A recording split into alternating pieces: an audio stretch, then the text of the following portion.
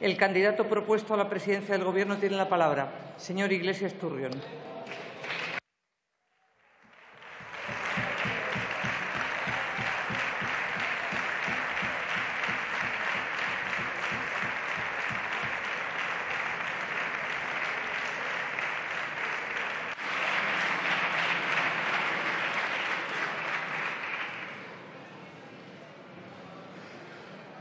Silencio, por favor. Gracias, señora presidenta. Buenos días, bon día, egunon, bos días. Gracias a las presidentas de los parlamentos autonómicos de Navarra y Aragón presentes en la tribuna. Gracias al secretario general de Comisiones Obreras y a la vicesecretaria general de la Unión General de Trabajadores y a representantes de la sociedad civil. Y gracias muy especialmente a los alcaldes, alcaldesas y representantes de los gobiernos municipales de Madrid, de Barcelona, de Coruña, de Zaragoza, de Cádiz, de Oviedo, Compostela, Badalona, Ferrol y Rivas, presentes en la tribuna de invitados.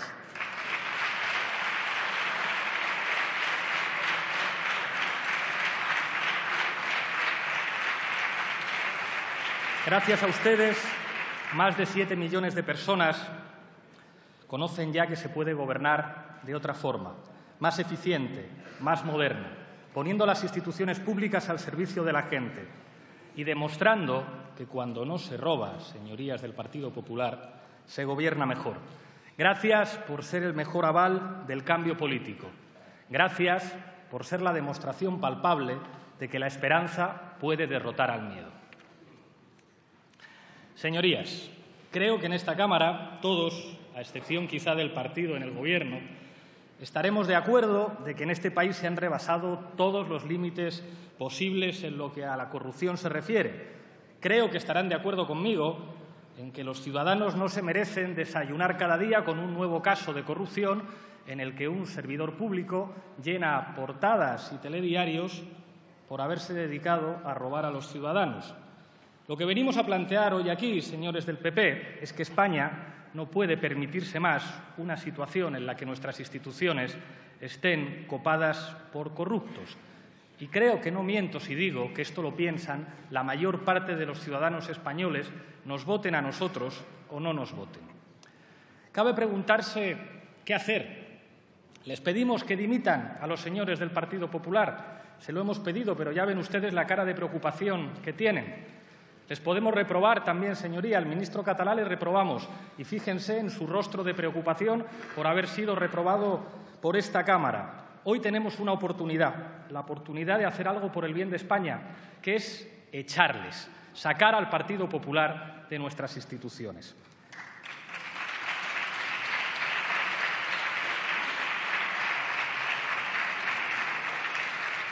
El Partido Popular no tiene hoy 176 diputados que le apoyen. Tienen a sus diputados, tienen a los de Ciudadanos, tendrán a Unión del Pueblo Navarro, a Foro y a Coalición Canarias. Y con eso no suman. Si hubiera voluntad política, mañana mismo estos señores podrían estar fuera del Gobierno. Y es que lo que estamos viendo en estos últimos años no es normal. Aunque el señor Rajoy se empeñe en agarrarse al crecimiento económico, después hablaremos del crecimiento económico, lo que estamos viendo, señor Rajoy, objetivamente no es normal. No es normal que gobierne un partido que ha concurrido a las elecciones habiéndose financiado ilegalmente. Y esto no es una acusación nuestra, es que esto lo han probado los jueces, señor Rajoy. No es normal un partido en el Gobierno que tiene a todos sus tesoreros menos uno investigados por corrupción. No es normal. No es normal ver al presidente del Gobierno mandando ánimos por SMS a corruptos. No es normal, señor Rajoy, ver a expresidentes autonómicos en la cárcel. Ustedes puede que no estén ideológicamente de acuerdo con nosotros en muchas cosas, pero no me pueden decir que esto es normal. No es normal que el partido en el Gobierno tenga más investigados por corrupción que personas caben en este hemiciclo. Es que no es normal, es que todos sus investigados por corrupción no cabrían en el Congreso y en el Senado. Y se pongan ustedes como se pongan, eso, señorías, no es normal.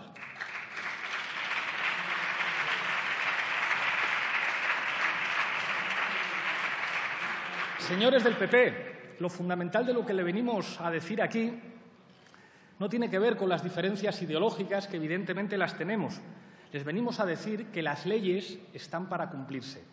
Y si ustedes no están de acuerdo con eso, les propongo una cosa. En su próximo programa electoral, ustedes proponen que haya empresarios que puedan financiarle las campañas y ponen en su programa también que después premiarán a esos empresarios con adjudicaciones. Y así al menos reconocen ustedes delante de los españoles lo que son ustedes. Porque eso es lo que son. Ustedes reciben donaciones ilegales y después compensan a esos grandes empresarios con concesiones. No lo decimos nosotros, lo dicen los jueces de este país.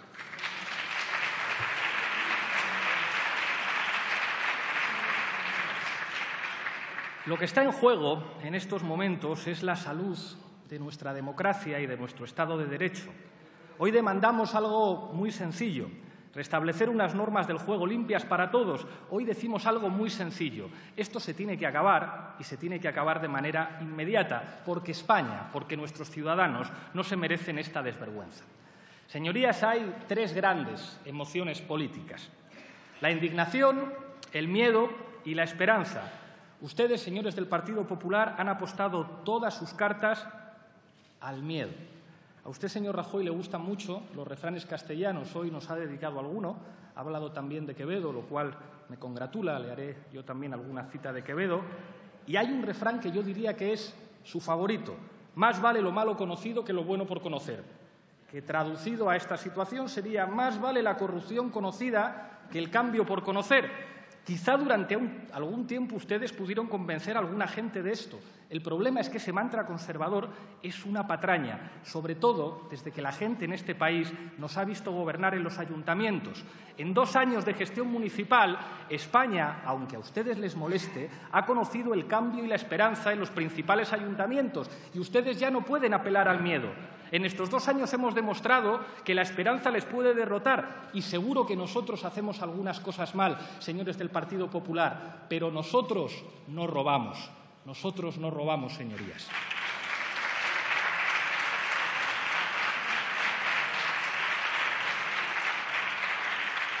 Es verdad que en el pasado a los gobernantes en este país se les permitía cualquier cosa, pero hoy le aseguro que la gente siente vergüenza de ustedes. Usted va a tener que ir a declarar a la Audiencia Nacional y no quería ir, y dio 3 excusas. Dijo que la Audiencia Nacional estaba muy lejos, que era muy peligroso para usted ir a la Audiencia Nacional y que salía muy caro. Señor Rajoy, decir eso en el año 2017 produce vergüenza ajena. Decía usted que no tenía claro si iba a subir a esta tribuna.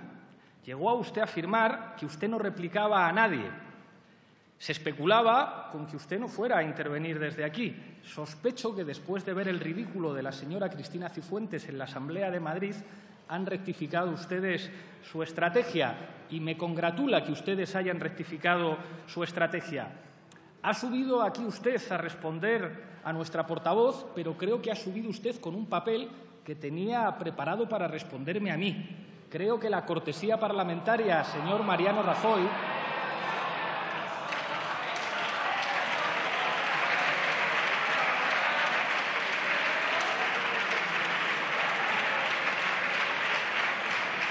habría requerido que usted estuviera preparado para responder también a nuestra portavoz. Un segundo, señor Iglesias. Señorías, guarden silencio. Citaba usted, señor Rajoy, a Quevedo, y me congratula. Yo también le voy a citar a Quevedo, y no lo traía escrito, lo he tenido que improvisar. 2 citas de Quevedo. La soberbia nunca baja de donde sube, pero siempre cae de donde subió. A ustedes la soberbia, señorías del Partido Popular, les va a hacer caer. Escúchenme, porque les va a hacer caer.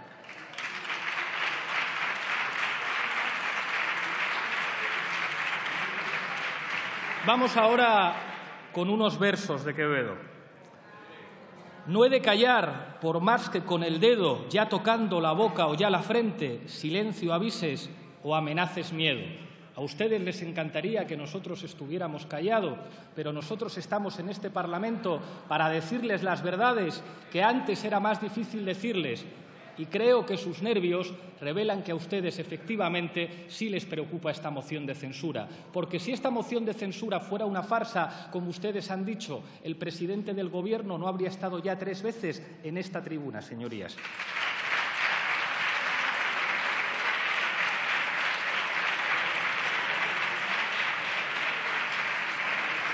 Señorías, ustedes representan lo malo conocido y el miedo. ¿Saben cuál es el problema de lo malo conocido y del miedo? Que lo malo conocido y el miedo están hundiendo España y están frustrando a nuestros jóvenes. Ustedes básicamente han usado el miedo para una cosa, señores del PP, para robar. Pero se está acabando la historia del miedo en nuestro país. Creo que es evidente que España vive un momento muy especial en su historia. Este Parlamento ha sido testigo de muchos momentos y desde esta tribuna se han marcado épocas. Y aquí, señor Mariano Rajoy, hoy estamos juzgando una época. Estarán ustedes de acuerdo conmigo con que Suárez pasó a la historia como el presidente de la transición. Seguro que hasta el señor Rivera está de acuerdo conmigo en esto. Felipe González, a pesar de todo, pasó a la historia como el presidente de la modernización en España. Aznar pasó a la historia como el presidente de la guerra, la mentira y el pelotazo urbanístico. Zapatero nos legó buenas cosas en materia de derechos civiles, pero pasó a la historia como el presidente de la crisis. Y usted, señor Mariano Rajoy, va a pasar a la historia como el presidente de la corrupción.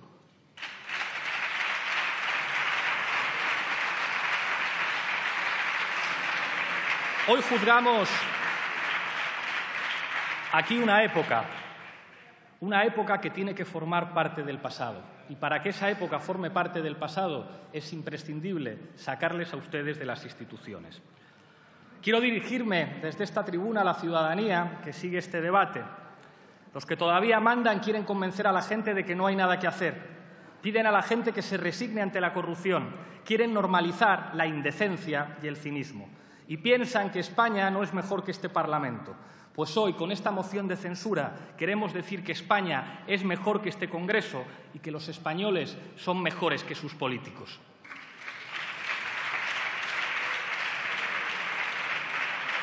¿Qué es España, señorías? España es una marca. España es el palco de un campo de fútbol donde hay señores con pulseritas con la bandera y cuentas en Suiza. España no es eso, señorías. España es la gente trabajadora que madruga y se esfuerza para sacar a los suyos adelante. España es una camarera de piso, con dolores de espalda y que cobra una limosna por cada habitación que limpia. Un taxista que echa muchas horas al día y que se enfrenta a Uber. España es una joven con licenciatura, idiomas, máster y doctorado que, sin embargo, se ha tenido que ir a Estados Unidos o a Alemania porque su país no le da ninguna oportunidad. España, señoría, no es como ustedes. España es un empresario que cumple los plazos de pago a proveedores mientras los privilegiados del IBEX disfrutan de todas las ventajas. Nuestro país es una chica que sirve copas, un chico que busca trabajo todo el año y solamente encuentra empleo de camarero los veranos. España es un médico rural que viaja de pueblo en pueblo, cada vez con peores carreteras y con menos medios. España no es como ustedes, señorías. España es una teleoperadora que cobra 700 euros al mes, una jubilada que estira la pensión para ayudar a los suyos y que tiene que pagar por su culpa por sus medicamentos. Nuestro país es un bombero que trabaja en precario, una médica que ve a sus pacientes apilados en pasillos. España es un autónomo que con lo que factura no llega a pagar la cuota y que no se puede permitir ponerse enfermo. España no es como ustedes, señorías. España es un guardia civil sin derecho a sindicarse. España es un agente de policía sin chaleco antibalas por sus recortes. España es un mozo de mudanza que nació en Ecuador, una limpiadora que nació en Rumanía, un albañil que nació en Marruecos. España es la hija de cualquiera de estos tres que ha podido estudiar en una universidad pública gracias a las becas que ustedes están recordando.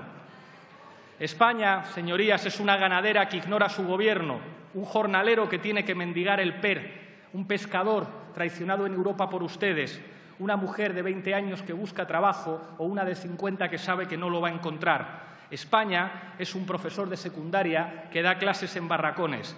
España no es como este Parlamento, señorías, y les aseguro una cosa, si este Parlamento se pareciera de verdad a España, ustedes no estarían ocupando el banco azul.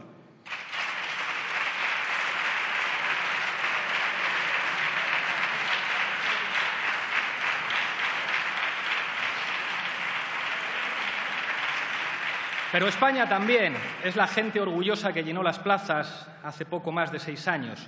España son las generaciones más preparadas, listas para asumir el protagonismo. España es una sociedad tolerante que supo aplastar el oscurantismo, esto sí va de oscuridad, señor Rajoy, de los que decían quién se puede casar y quién no se puede casar. España son las espartanas orgullosas que defienden los puestos de trabajo en Coca-Cola. España son pequeños y medianos empresarios que sacan su negocio adelante sin sobornar a políticos. España son los trabajadores que hacen funcionar los servicios públicos, los fiscales que defienden el derecho y resisten las presiones. España son jueces y juezas valientes que ponen el derecho por delante de cualquier presión política. Nuestro país es la unidad central operativa de la Guardia Civil, investigando corruptos, aunque a ustedes les duela. España son los técnicos y los inspectores de Hacienda, investigando a los defraudadores.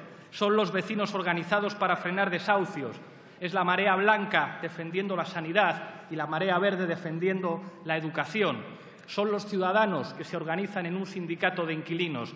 Y España, señorías, habla castellano, sí, pero habla también catalán, euskera, gallego, asturiano y se emociona con banderas y símbolos diferentes que expresan nuestra pluralidad nacional, aunque ustedes no lo entiendan.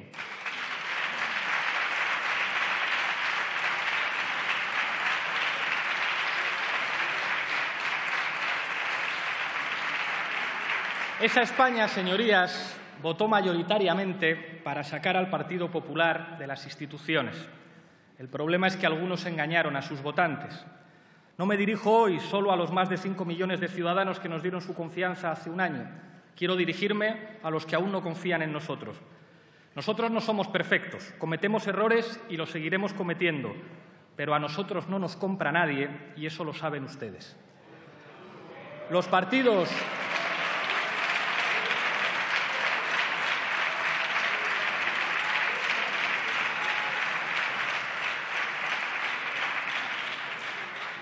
partidos que hoy sostienen al PP se presentaron a las elecciones prometiendo que jamás investirían a Mariano Rajoy y me consta que no les entusiasmó tener que faltar a su palabra. Recibieron enormes presiones de poderes no elegidos democráticamente para apuntalar un proyecto restaurador que, sin embargo, se está tambaleando por la corrupción. Señores del PP, sabemos que ustedes tienen amigos poderosos que van a tratar de silenciarnos. Sabemos que pueden ustedes comprar a muchos, lo han demostrado con los presupuestos, pero a nosotros ni nos pueden silenciar ni nos pueden comprar. Ustedes pueden pactar en esta Cámara para perpetuarse en el Gobierno. Lo demostraron en la investidura y lo han demostrado con los presupuestos. Ustedes pueden hacer que otros partidos se desdigan de lo que dijeron en campaña electoral y que eso les haga quedar como mentirosos hasta España. Señores de Ciudadanos, ustedes dijeron que jamás investirían al PP. Señores del Partido Socialista, ustedes dijeron no es no y faltar a su palabra hizo que sus propios militantes les hayan dado una lección. Creo que esa es la diferencia con nosotros.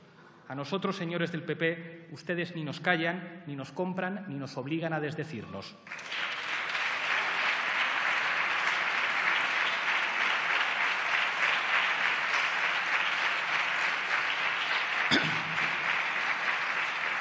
Por eso representamos el futuro, un futuro sin ustedes y sin su muleta naranja en el Gobierno. Y hoy vamos a tratar de señalar un camino en el que esperamos que pronto nos acompañen otros. Quiero dirigirme a la bancada socialista. Tras las elecciones del 20D, nuestra falta de entendimiento abrió la puerta a la conformación de un Gobierno con Rajoy al frente. Pedro Sánchez llegó a explicitar las presiones que había sufrido por parte de grupos mediáticos y empresariales para evitar un acuerdo con nosotros. Y parece claro que los que le descabalgaron de la Secretaría General querían evitar el acuerdo con nosotros. Hoy la situación ha cambiado. Es cierto que fuimos muy vehementes al señalar que no podía haber cambio político con el programa económico de Ciudadanos, que era el programa económico del IBEX 35 y de los privilegiados. Pero creo que el tiempo nos ha dado la razón. Las circunstancias de hoy nos obligan a buscar el entendimiento. Quiero pedirles desde el respeto que intenten ponerse de acuerdo con nosotros. Hubiéramos retirado esta moción de censura si ustedes se hubieran comprometido a presentar otra y hubiéramos apoyado a su candidato. Seguimos dispuestos a buscar el entendimiento y el diálogo. Creo, señorías, que sus bases han dado una lección democrática al establishment de este país, que puso a todos sus aparatos a trabajar para que ganaran los contrarios al entendimiento con nosotros. Señores del PSOE, esta moción servirá para obligar al Gobierno a rendir cuentas por la corrupción insostenible que gangrena nuestro país y a señalar alternativas que no queremos construir solos. Y estaría en su mano que sirviera también para sacarles del Gobierno. Ojalá nos pongamos de acuerdo para sacarles del Gobierno más temprano que tarde.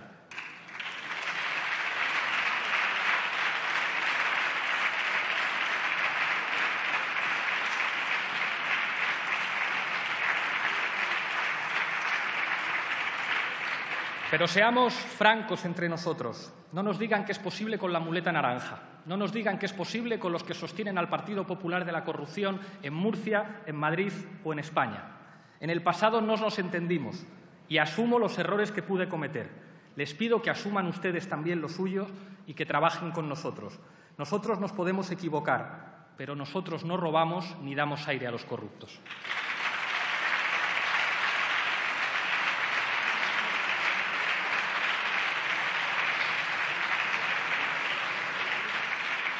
La resignación, señor Rajoy, ha venido alimentada en España con una mala lectura de nuestra historia.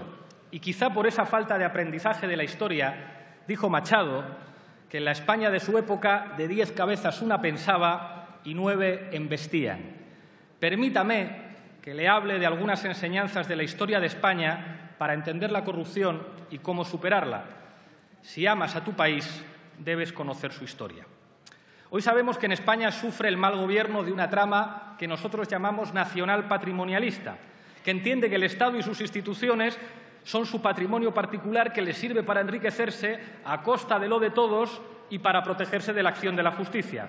Por desgracia, esta dinámica no es nueva y hunde sus entrañas en las peores experiencias de la historia de España. Demasiadas veces nuestros pueblos tuvieron que padecer a una casta política que se aprovechaba de su poder para beneficiar a sus aliados y para esquilmar el presupuesto. Señorías, la historia de las élites españolas no es una historia de emprendimiento, innovación y espíritu patriótico. Por desgracia, la historia del bloque de poder en España es la historia de cómo vivir del Estado y de la ciudadanía.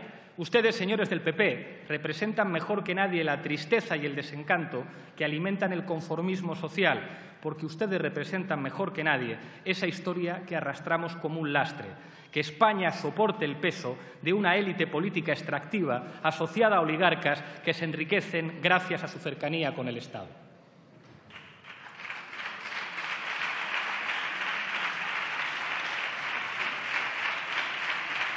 Y esto viene de muy atrás, señorías. La derecha siempre quiere borrar la historia real y reescribirla de nuevo falseándola.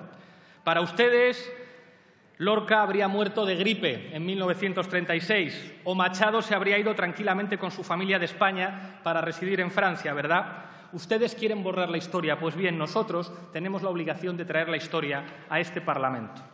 Señor Hernando, un día le escuché en esta tribuna decir que usted se reivindicaba de una tradición liberal conservadora. Si por tal cosa entendemos el turnismo de Cánovas y Sagasta, debo admitir, señor Hernando, que tiene usted toda la razón. Vienen ustedes de ahí, de un tiempo, como decía Cánovas, donde a los ricos los hacía Dios y a los pobres la naturaleza. Pero permítame, señor Hernando, que le recuerde que ustedes vienen de más sitios. Permítanme que les recuerde otra vez que su partido fue fundado por 7 jerarcas de la dictadura. De ahí vienen también ustedes.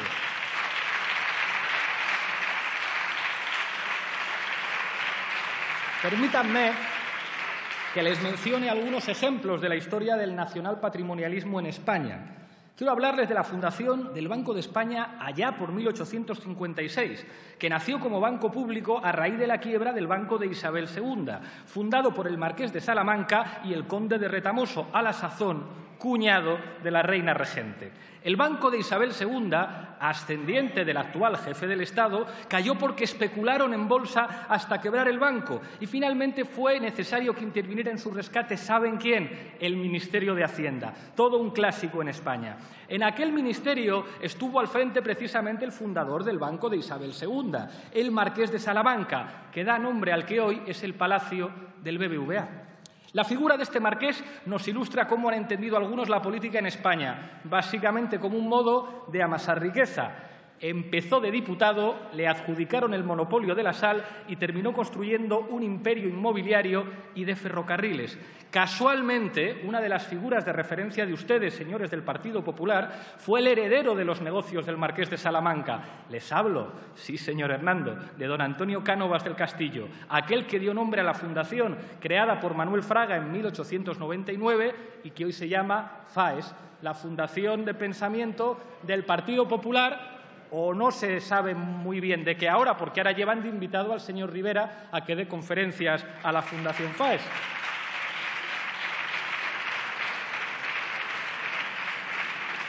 Respecto a su querido Cánovas del Castillo, señores del PP, quiero recordar algo que decía uno de nuestros más grandes historiadores del siglo XX, un socialista, Antonio Ramos Oliveira, muerto en el exilio en 1973, como tantos otros españoles, defensores de la dignidad y de la democracia. Decía de Cánovas: causó incalculable mal a la nación, la hizo perder la fe que le quedaba en lo presente y en lo porvenir. Pocos crímenes menos disculpables que el del hombre que se sitúa al frente de un gobierno sin fe en la patria. Cánovas era de ese género de políticos, reacio a hacer y mucho menos a pensar el futuro. Le hablo de Cánovas, señor Rajoy, porque usted comparte algo con él. Usted no tiene fe en España ni piensa en el futuro de España, porque ustedes son el pasado, señor Rajoy.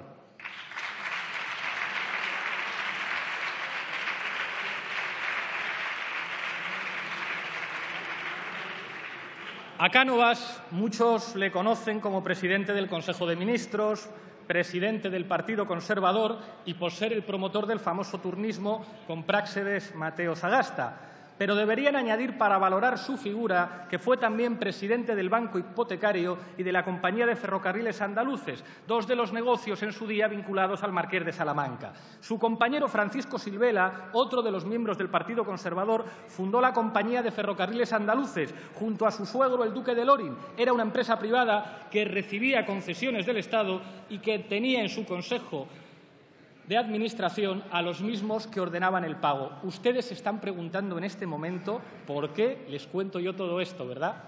¿A que sí? Pues créanme, aunque ustedes... Señorías, silencio, por favor.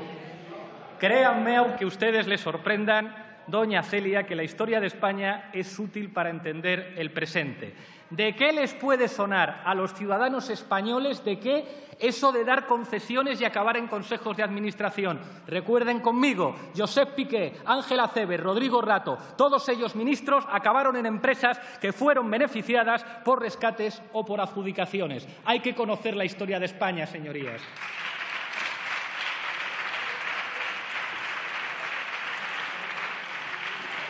Conocer la historia de España es muy útil para conocer cómo hacen ustedes políticas. El funcionamiento es claro y es muy castizo.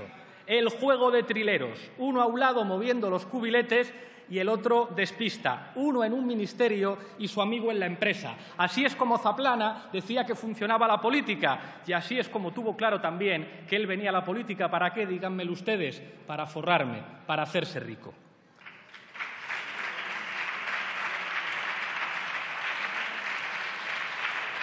Lo que ocurre, señorías, es que esta forma de gobierno que llamamos corrupción no es solo un problema de señores que favorecen a sus amigos, no es solo un problema de trileros, sino de costes para la gente corriente, porque es la gente corriente la que paga la corrupción. Déjenme seguir viajando en el tiempo un poco más, que les veo muy atentos.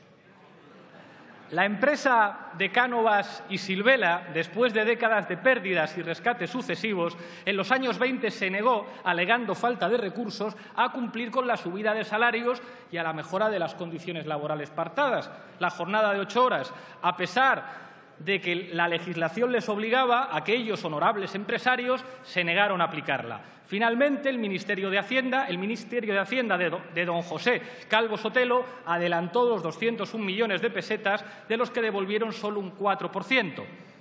Que se declararan en bancarrota no impidió la subida de salarios del Consejo y el reparto de dividendos en el mismo periodo. Se preguntará doña Celia por qué les cuento yo todo esto.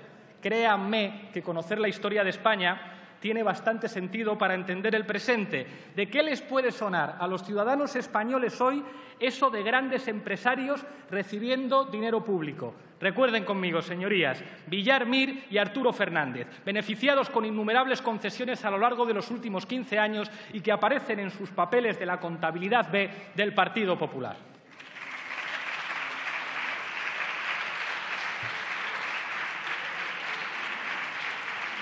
El marqués de Villar Mir, ennoblecido en 2011 por decisión del rey emérito, fue el primero en pedir la reforma laboral y dijo que Podemos no cabía en el Gobierno. Hoy el marqués está imputado en la Operación Lezo por pagos a Ignacio González a cambio de concesiones. Al señor marqués, la Comunidad de Madrid le indemnizó con 47 millones por sobrecostes en la M45. Esto es lo que pasa cuando se pretende construir un país con marqueses como Villar Mir y condesas como Esperanza Aguirre. La sangre azul, señorías, envenena el cuerpo de la patria y la sangre azul es la que se inventa la corte y los cortesanos. Permítanme utilizar una definición clásica del gran Joaquín Costa para llamar a estas obras financiadas con dinero público por su nombre, un clásico del parlamentarismo, las carreteras parlamentarias. El mecanismo para aprobar estas carreteras parlamentarias lo conocen ustedes muy bien y cuando se hicieron públicos los papeles de Bárcenas lo conocieron todos los ciudadanos españoles.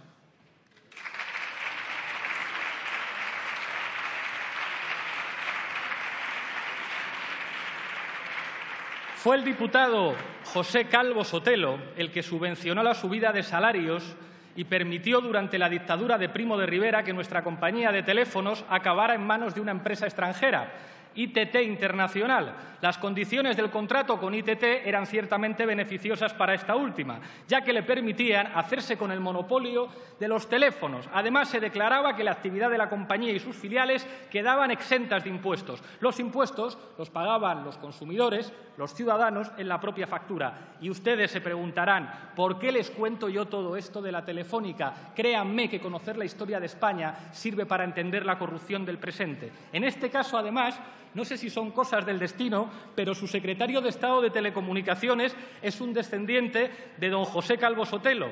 Les hablo de don Víctor Calvo Sotelo, que nos sigue recordando esta forma de proceder.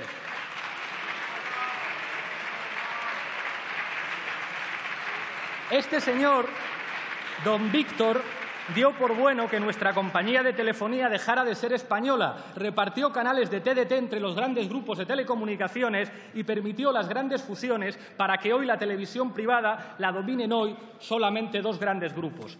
Este caso nos recuerda que Telefónica, una compañía que daba empleo a millares de trabajadores en España y que era un ejemplo de trabajo digno, hoy aplica un marco laboral esclavista y subcontrata absolutamente todo. Nos recuerda que ustedes son los responsables de los miles de trabajadores despedidos y prejubilados. Acuérdense de que Juan Villalonga, el compañero de pupitre de Aznar, fue el encargado de dirigirla tras ser privatizada. Para ustedes da igual el esfuerzo que se haga, cuánto se trabaje o cuánto se estudie. Al final lo relevante para ustedes es al colegio de ricos al que vayas. No les sorprenda a ustedes que muchos de nosotros vengamos de la universidad pública y a mucha honra de venir de allí.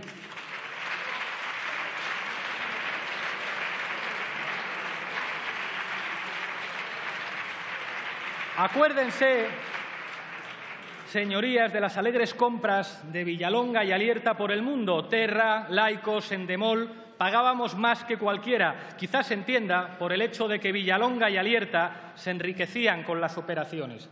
Es más, Telefónica significa para ustedes, para gente como Zaplana, Rato o incluso para su esposa, la señora Alicia González, que les pague un sueldazo de escándalo al tiempo que la mayoría de los españoles sufren para llegar a fin de mes. Y también al señor Urdangarín, Telefónica le pagaba solo por figurar para que al señor Urdangarín no le faltara de nada. ¡Qué vergüenza, señorías!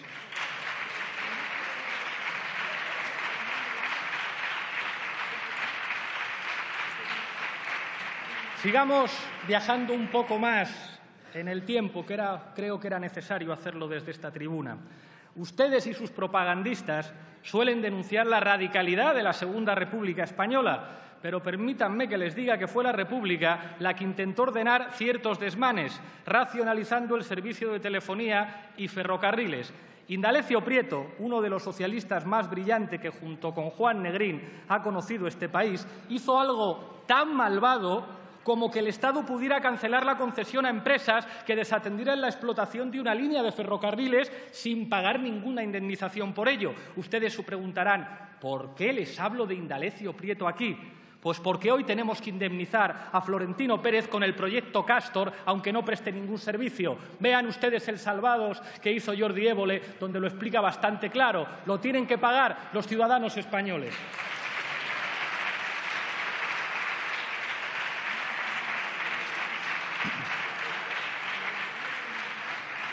Indalecio Prieto estableció que las empresas que recibieran subvenciones del Estado tendrían en su consejo a representantes del Estado con derecho de veto.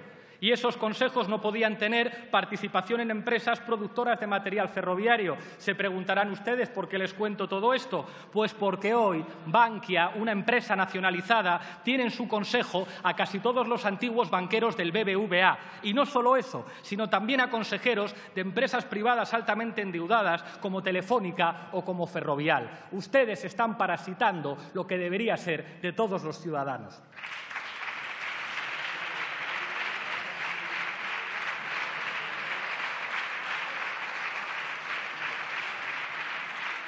Acabó la República con una guerra que enfrentó a la democracia con el fascismo.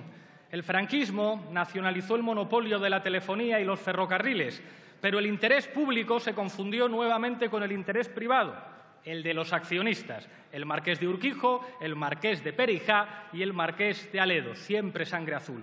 Ellos disfrutaron de una suculenta compensación en época de cartilla de racionamiento. Casualmente acabó presidiendo Renfe un Benjumea, Rafael Benjumea. Benjumea había sido uno de los promotores del golpe de Primo de Rivera, miembro del directorio y ministro, y Franco le ascendió a la compañía pública. Un sobrino del amigo Benjumea fundó en esos años Abengoa, una empresa que trabajará con Telefónica y Renfe durante ese periodo. ¿Les suena a ustedes? Un segundo, señor Iglesias.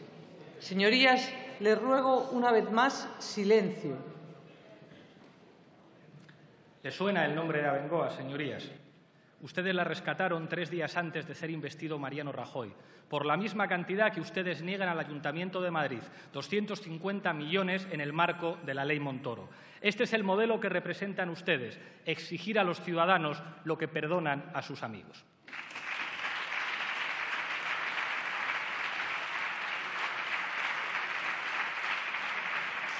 La vuelta de la democracia pudo ser el momento propenso para reducir los desmanes de ese bloque de poder, pero el PSOE no se atrevió del todo y en ocasiones se alió con ese bloque de poder. Lo que ocurre hoy, señorías, es que las nuevas generaciones no soportan tener que seguir amamantando parásitos y reclaman higiene en las instituciones españolas. Es de justicia reconocer que este país logró notables avances con los gobiernos del PSOE, a pesar de que el cerebro económico de Felipe González, el señor Solchaga, dijera que la mejor política industrial es la que no existe y que España era el país donde era más fácil hacerse rico. De los avances económicos del Partido Popular solamente se puede decir un nombre, su artífice, Rodrigo Rato. No hay más preguntas, señorías.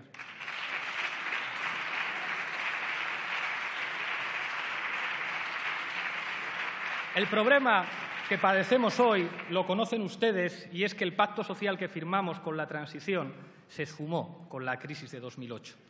Si en los 80 el Partido Socialista convenció a España de que era necesario reducir los salarios un poco a cambio de tener unos buenos servicios públicos, hoy ese modelo ya no funciona. Fue un emblema para los hijos de los trabajadores por vez primera que llegaban a la universidad y los hijos de los trabajadores vivían en una casa más grande y con mejores servicios que la de sus padres y abuelos. Pero hoy los hijos e hijas vuelven a vivir peor que sus padres y madres, por no hablar del modelo de la burbuja y el ladrillo del Partido Popular, que es la base estructural de la corrupción. La crisis económica generó una crisis de régimen y reveló los prescindibles que eran para ustedes los principios democráticos. Ustedes se convirtieron en una casta que solo se remangó la camisa para rescatar a los suyos, pero no a la ciudadanía. Ustedes han destrozado las cajas de ahorros y es un crimen que tal vez lleve a algunos a la cárcel, pero que hayan rescatado los desmanes de sus amigos es un crimen con alevosía. Ustedes salvaron Caja de Madrid para rescatar a Diego Ortiz, para rescatar a las Koplovich, a los Benjumea, a todas las obras que habían financiado sus amigos. Esa es su lógica del rescate. Un rescate para sus amigos que hipotecó a España con la Unión Europea y que aniquiló un sector financiero necesario, que daba créditos a las pequeñas y medianas empresas, a los ayuntamientos, que creaba bibliotecas, daba becas, financiaba la investigación médica o las residencias de ancianos. Todo eso lo han aniquilado y, para colmo, han hecho recaer los costes de esa demolición sobre las espaldas de los contribuyentes. Durante la crisis nos decían que eran los ciudadanos el problema, sus créditos no pagados, su derroche, cuando en realidad el problema eran los privilegiados del IBEX a los que ustedes siempre han favorecido.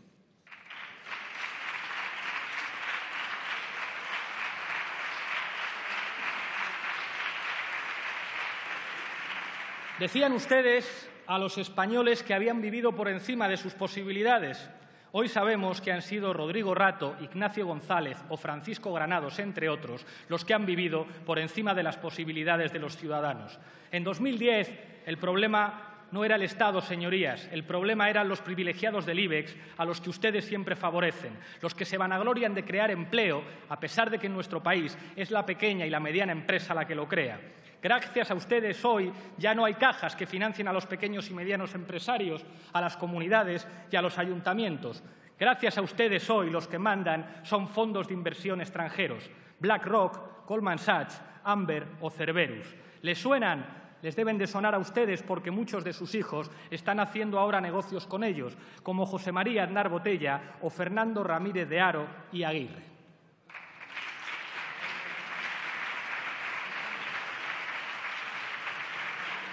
¿Y saben con qué hacen negocios sus hijos? Con los desahucios, con la venta de los restos de las cajas, con los préstamos a los pequeños y medianos empresarios.